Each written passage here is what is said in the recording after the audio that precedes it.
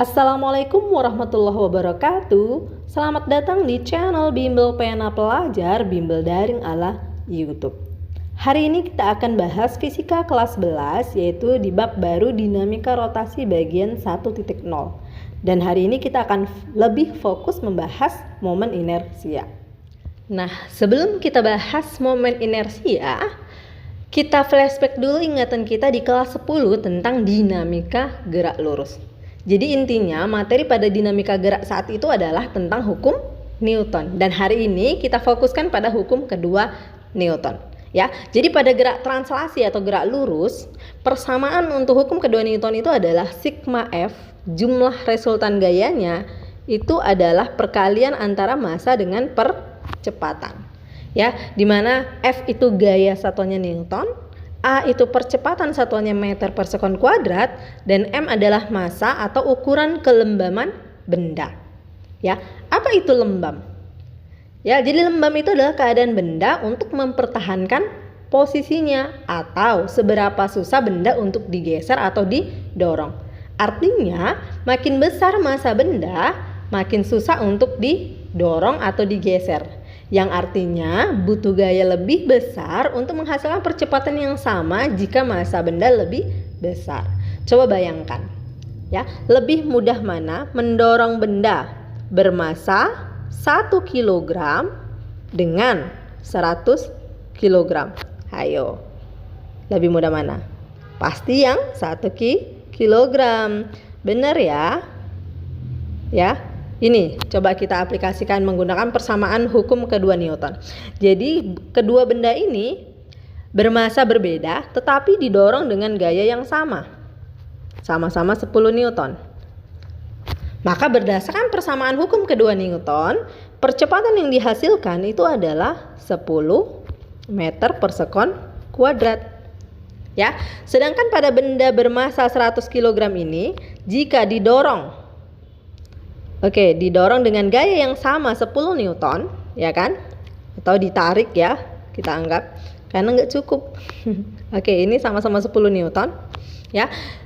Maka percepatan yang dihasilkan itu hanya 0,1 meter per sekon kuadrat. Ya, jadi kelihatan ya bahwa lebih sulit mendorong benda yang bermassa lebih besar daripada benda yang lebih kecil. Ya kan? Nah, itulah konsep penting hukum kedua Newton. Di gerak rotasi, prinsipnya sama seperti gerak translasi atau gerak lurus, tapi variabelnya yang berbeda. Ya, jadi kalau di gerak translasi, sigma F itu sama dengan M kali A. Jika di gerak rotasi, sigma torsi atau sigma tau itu sama dengan I kali alfa. Ya, di mana tau itu adalah momen gaya, satuannya Newton meter. Alfa itu percepatan sudut satuannya radian per sekon kuadrat, dan I adalah inersia atau ukuran kelembaman benda. Ya, sama seperti di gerak translasi, ya. Di gerak rotasi ini kelembaman di sini bermakna seberapa susah benda diputar. Ya, seberapa susah nih benda diputar karena dia rotasi, ya kan? Nah, kalau di gerak lurus itu kan seberapa susah benda digeser. Kalau di sini seberapa susah benda diputar. Ya, itulah makna dari inersia di sini. Nah, setelah kita perhatikan, ternyata gerak rotasi itu analog dengan gerak translasi. Ya, sekarang kita perhatikan lebih detail apa aja nih besaran-besaran yang analog gerak rotasi dengan gerak translasi. Ya, yang pertama kita ambil nih dari posisi. Nah, kalau di gerak lurus, posisi itu disimbolkan dengan S. Sedangkan gerak melingkar itu theta. Apa hubungannya? Bahwa untuk mencari S itu adalah perkalian antara theta dengan jari-jari. Ya. Dan untuk kecepatan, gerak lurus simbolnya V, di gerak melingkar simbolnya omega.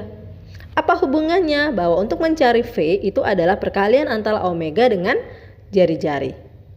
Kemudian percepatan di gerak lurus simbolnya A, di gerak melingkar alfa.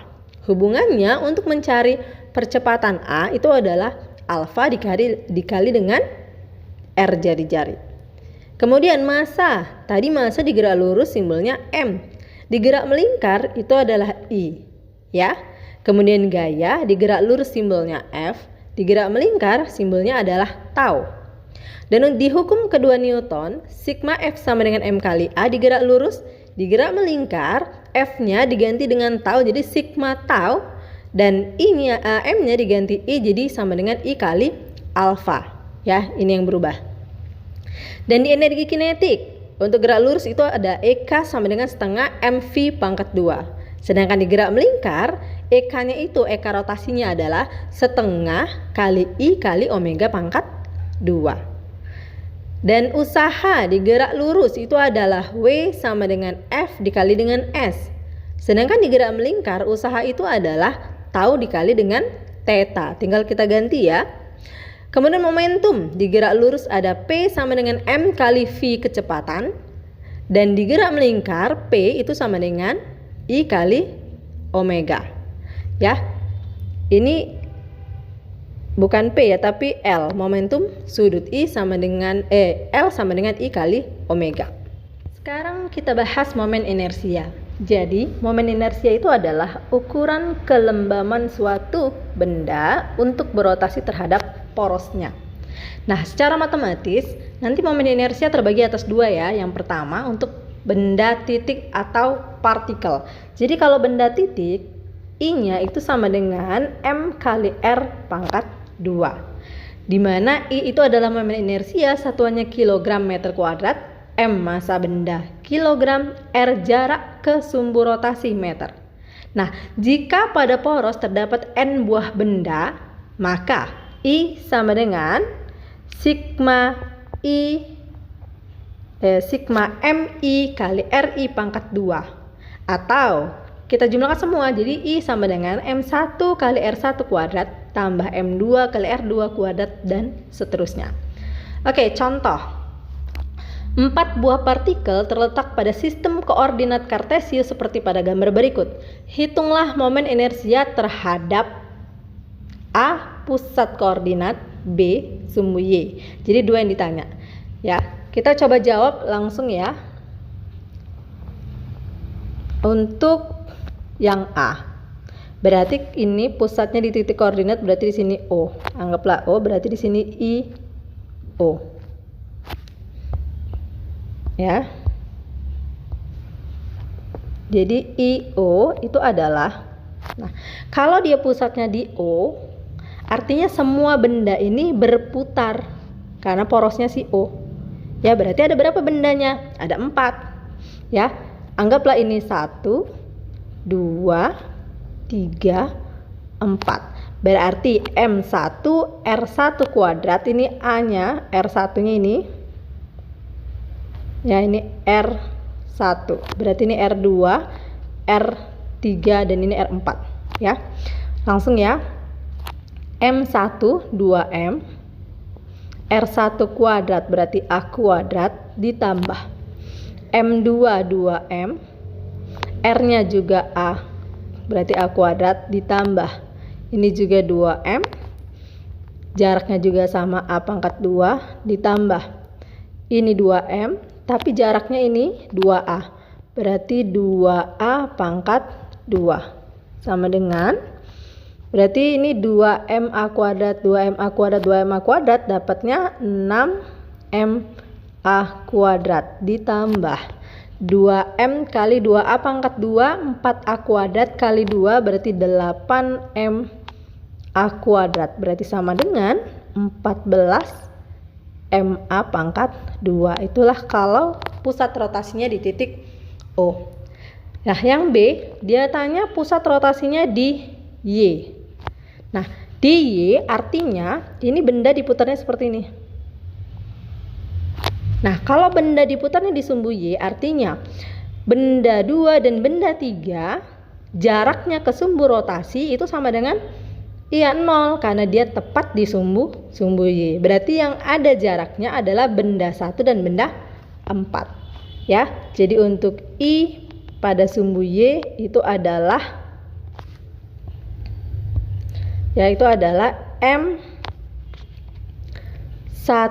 R1 kuadrat ditambah M4 R4 pangkat 2. Ya, berarti kalau kita ambil nih langsung ini ya tadi, dapat 2m A kuadrat ditambah untuk benda 4 itu adalah 8ma pangkat 2. Berarti hasilnya 10ma pangkat 2. Nah, jadi beda ya, tergantung pusat rotasinya di mana. Sekarang kita bahas momen inersia untuk benda baku atau benda tegar. Jadi benda baku itu adalah benda yang memiliki satu kesatuan massa. Nah, sebenarnya di buku itu ada banyak ya, ada beberapa model lagi. Tapi ini yang Ibu tampilkan itu yang paling sering muncul dalam soal ya. Nah, untuk benda baku pertama, nah ini kita wajib ingat ini karena dia sering muncul. Untuk benda baku yang pertama itu adalah batang homogen yang diputar di tengah, lihat nih di tengah atau di pusat. Berarti nanti I-nya 1/12 ml pangkat 2 ya. Nah, kalau dia diputar di ujung jadinya 1/3 ml pangkat 2. Nah, kalau dia silinder tipis berongga diputar melalui sumbunya, maka I-nya sama dengan mr pangkat 2. Nah, kalau silinder pejal yang diputar melalui sumbunya, I-nya setengah mr pangkat 2. Kalau dia bola pejal ya, diputar melalui pusat, berarti I-nya 2/5 mr pangkat 2. Kalau dia diputarnya di tepi atau ujung, berarti jadinya 7/5 mr pangkat 2. Nah, kalau dia bola berongga dengan jari-jari R diputar melalui pusat masanya, ini bola berongga ya, berarti I-nya 2/3 mr pangkat 2. Nah, sekarang kita bahas contoh soalnya. Sebuah silinder pejal massa 2 kg. Kita buat diketahui M 2 kg. Berada pada lantai kasar diberi gaya F 30 Newton pada pusat massanya sehingga silinder bergerak. Ya, tadi silinder pejal itu berarti I-nya setengah mr pangkat 2. Tentukan percepatan linier silinder tersebut. Berarti yang ditanya adalah A. Oke, berarti kita jawab bahwa sigma tau sama dengan I kali alfa. Di mana tau itu perkalian antara kemarin ya, video sebelumnya, perkalian antara gaya dengan jarak gaya ke sumbu rotasi. Berarti ini I kali alfa sendiri. Tadi udah kita bahas bahwa untuk mencari A, hubungan A dengan alfa adalah A sama dengan perkalian antara percepatan sudut dengan jari-jari. Maka untuk mencari alfa itu adalah A dibagi dengan R. Maka kita masukkan kemari A dibagi dengan R. Oke, nilai I-nya belum kita masukkan ya. Ini kita kalikan aja langsung kemari, bisa ya. Berarti ini F kali R pangkat 2 sama dengan nilai I-nya masukkan setengah M R pangkat 2 dikali dengan A. Oke, sekarang kita sederhanakan. Selesai ya. Sekarang kita masukkan nilainya. Berarti F-nya 30, M-nya 2, ini setengah kali 2, kemudian A-nya yang mau kita cari. Ya, berarti ini selesai juga. Oke, berarti terjawab sudah. A sama dengan 30 meter per sekon kuadrat. Oke, sampai di sini paham? Alhamdulillah. Tuntas sudah pembahasan kita tentang dinamika rotasi bagian 1,0 dan kita fokuskan hari ini yaitu tentang momen inersia. Ada 2 contoh soal yang udah kita bahas. Semoga kalian paham dengan video kita kali ini. Kalau masih ada yang bingung silahkan tanyakan di kolom komentar. Ya, sampai jumpa di video berikutnya. Wassalamualaikum warahmatullahi wabarakatuh.